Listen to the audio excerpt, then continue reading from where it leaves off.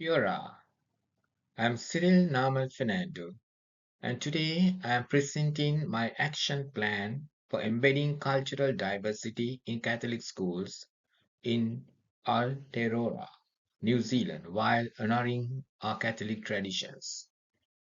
I will explore the intersection of faith, education, and cultural diversity, address the challenges, and propose a practical leadership plan.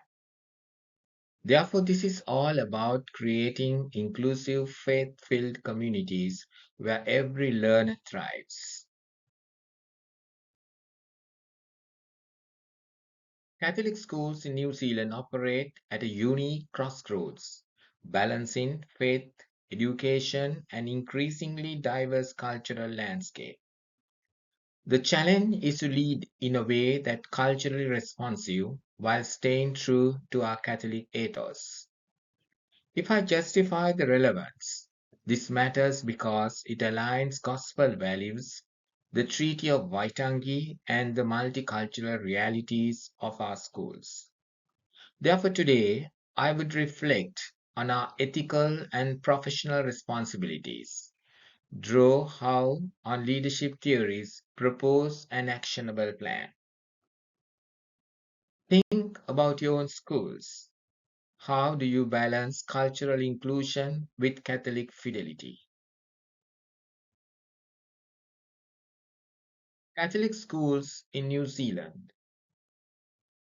As you're already aware, Catholic schools weave together faith, learning, and cultural diversity.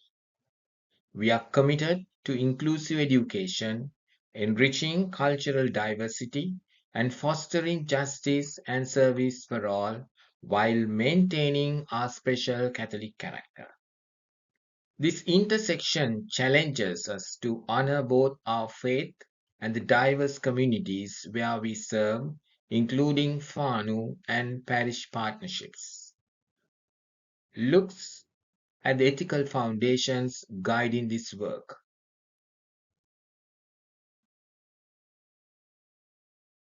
Our work is rooted in gospel values like love, peace, justice, equality, and service.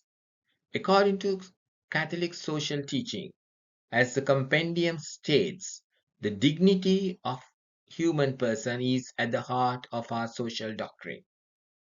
We also honor the Treaty of Waitangi by partnering with Maori as Tangata, Whānau, and integrating Te O Maori authentically.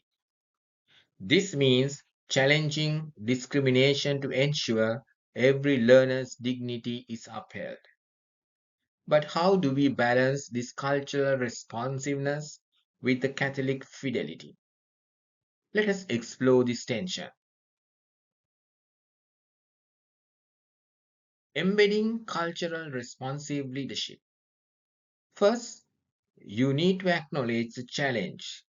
There is a natural tension between cultural responsiveness and maintaining Catholic fidelity.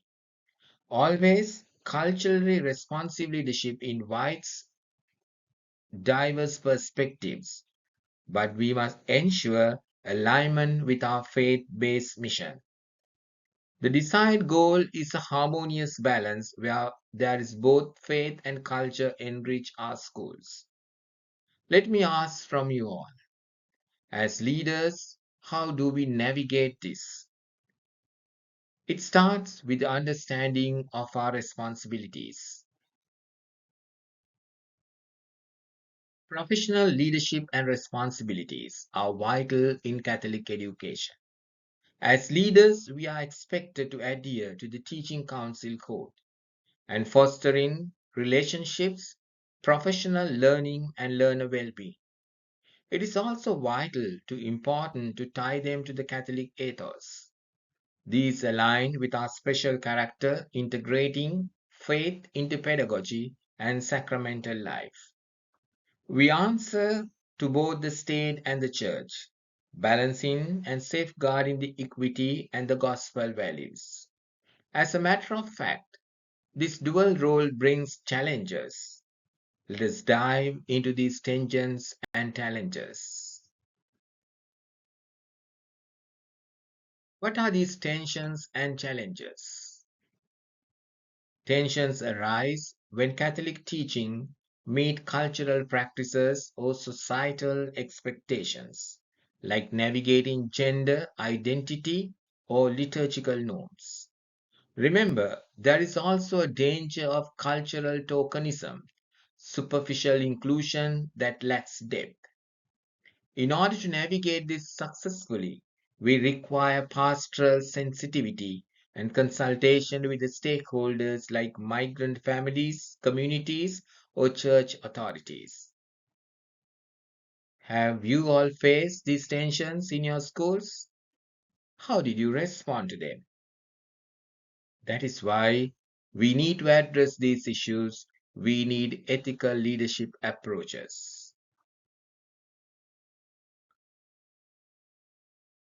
Ethical leadership approach is vital in this task. I would propose three leadership approaches to guide us. They are servant, transformational, and distributed leadership.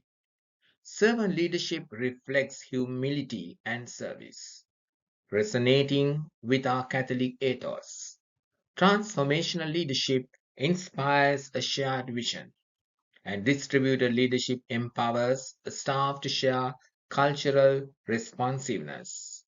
Together with these approaches, ethics, professionalism, we can definitely form a cohesive strategy.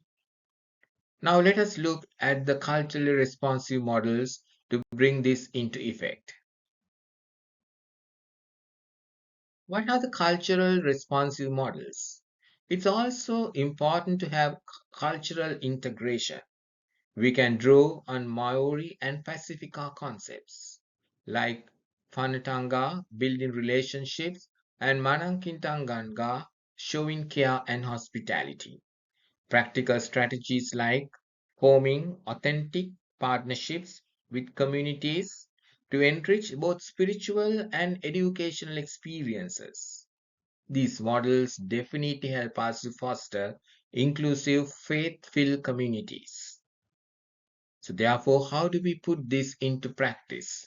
Let us outline this action plan. Leadership Action Plan.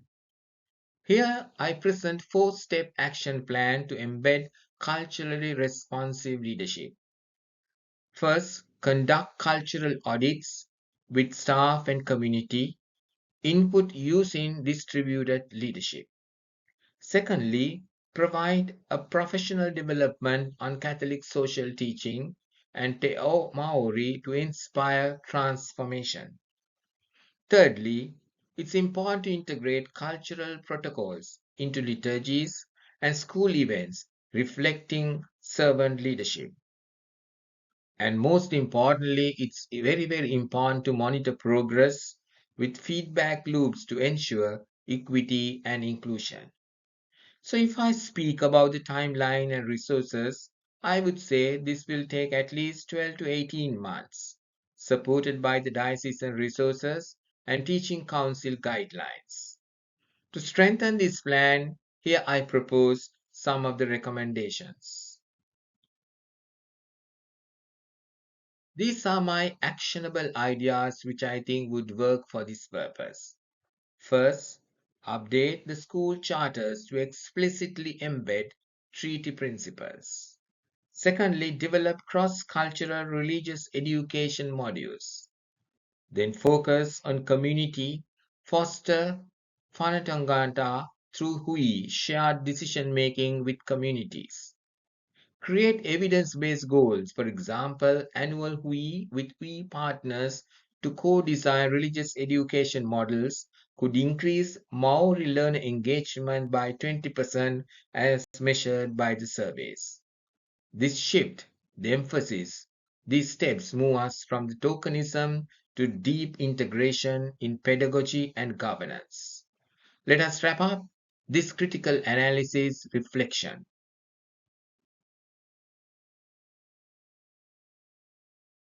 If I summarize today's presentation, I have drawn on Catholic social teaching and leadership theories to argue for a woven vision of faith and culture. Catholic schools can and should embody both their spiritual mission and cultural responsibilities. This approach enhances inclusion, promotes justice, and improves learner outcomes. As a closing thought, leadership is all about service. The golden saying of Jesus, I have come to serve, but not to be served, in Matthew chapter 20:28, creating communities where every student strives, rooted in faith and culture, should be our target. What steps can you and I take in our schools to make this vision a reality? Thank you.